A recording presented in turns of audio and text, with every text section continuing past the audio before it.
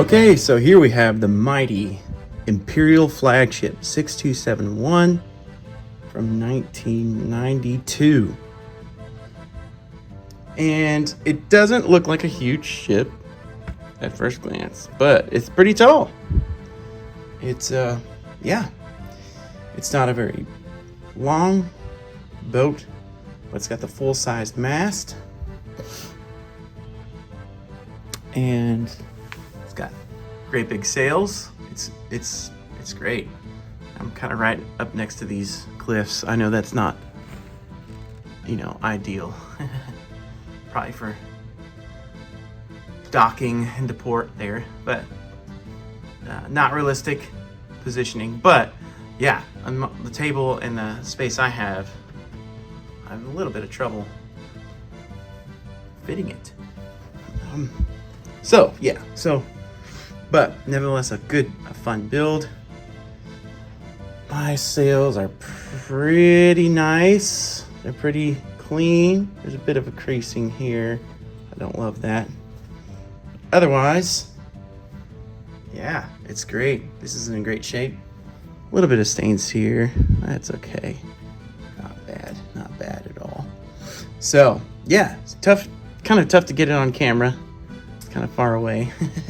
But there you go. That's Imperial Flagship.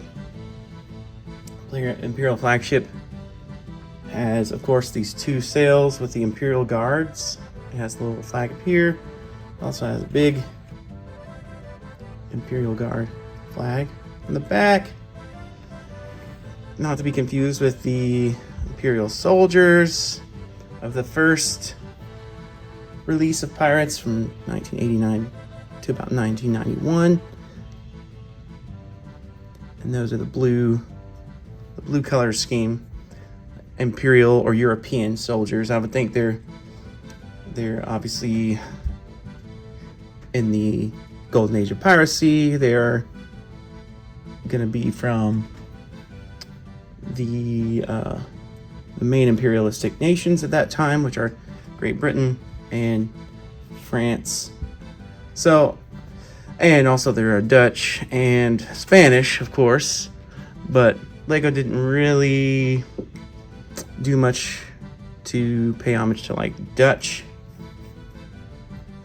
Of course, I don't know what would distinguish other than the actual nation flags from Dutch and British and French.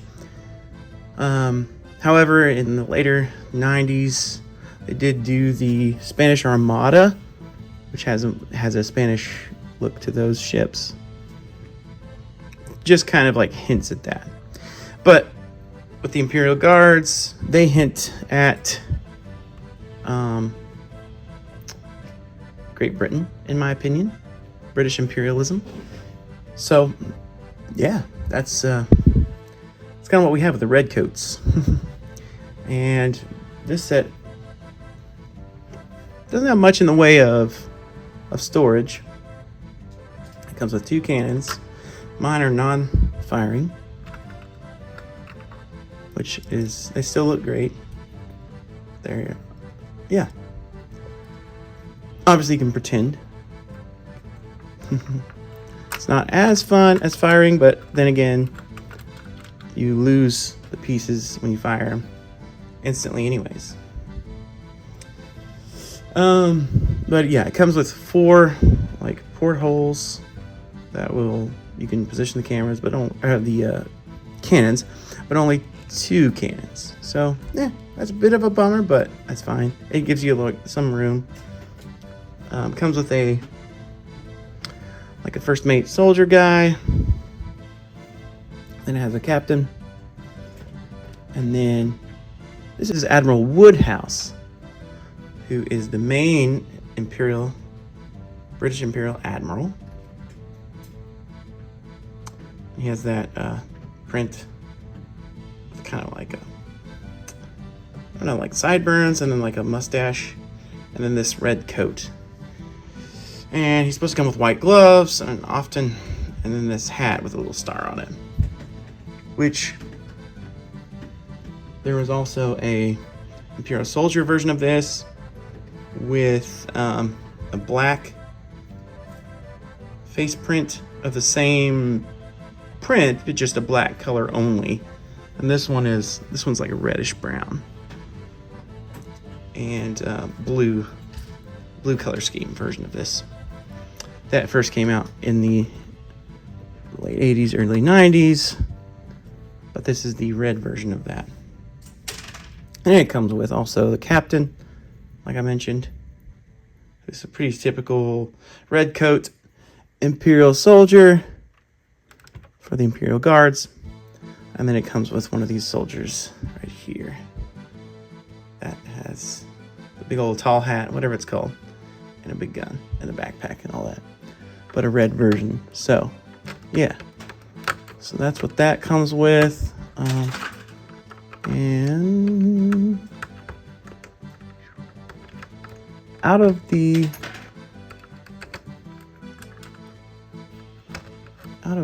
Imperial soldiers, this one's probably my favorite ship. It's a good size. It's a good set of sails. The blue coats version looks pretty cool too. It's probably a little bit more practical, but this one has this great looking sail on the front. Not much else to it other than you've got a real working compass, as you can see right there on the stern. And then you got some treasure in there. Not much room down in there in the deck. You could store a few things back in there. There's definitely not much shelter, but you could add a few pieces.